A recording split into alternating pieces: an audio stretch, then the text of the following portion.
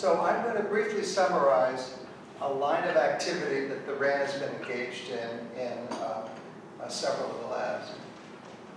Before I explain it, the premise of what I call deliberative polling and its usefulness in this context is that it's a way of consulting the public to achieve community ownership or community buy-in for the policies that the communities have to live with.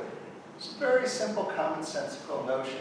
Indeed, the World Bank has said that community buy-in in the Comprehensive Development Framework is an essential condition in countries around the world for development policies. How do you get community buy-in? Who do you consult? And the problem is harder than it seems.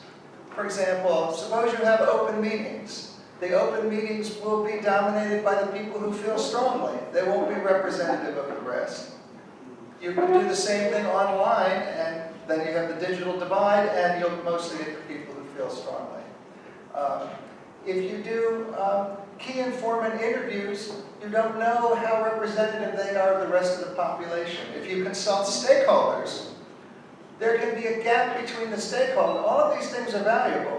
There can be a gap between the stakeholders and the people. The stakeholders purport to speak for the people, but we will see some gaps.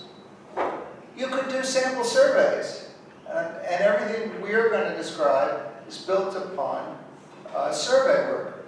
But most people, most of the time, in most countries around the world, on most issues, are not thinking in depth about public policy problems.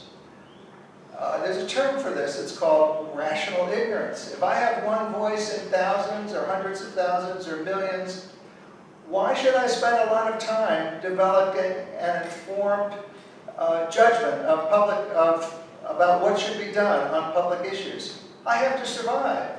I have to provide for my family. I have a job, hopefully. So I have all these other pressures and things where I can more immediately impact results than on the public policy issues in which my voice is one of hundreds of thousands or millions or whatever.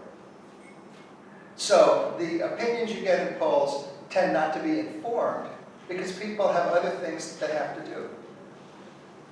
So deliberative polling is a very simple idea. I'm amazed at how simple it is.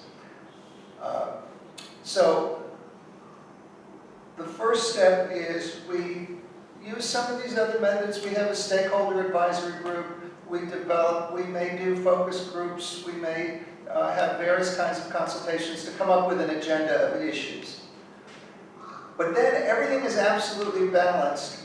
Arguments pro and con in a basic briefing document. But in the ones in Africa, the written briefing document has been replaced by a video.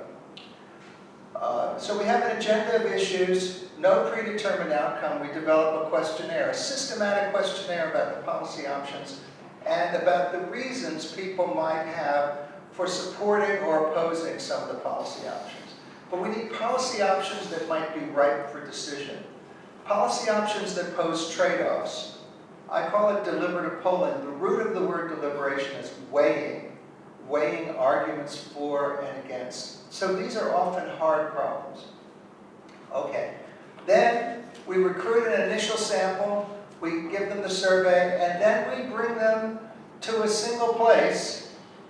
In some countries we do this in virtual space, but in Africa we bring it to a single place where they deliberate in small group discussions, questions to plenary sessions, for 2 days.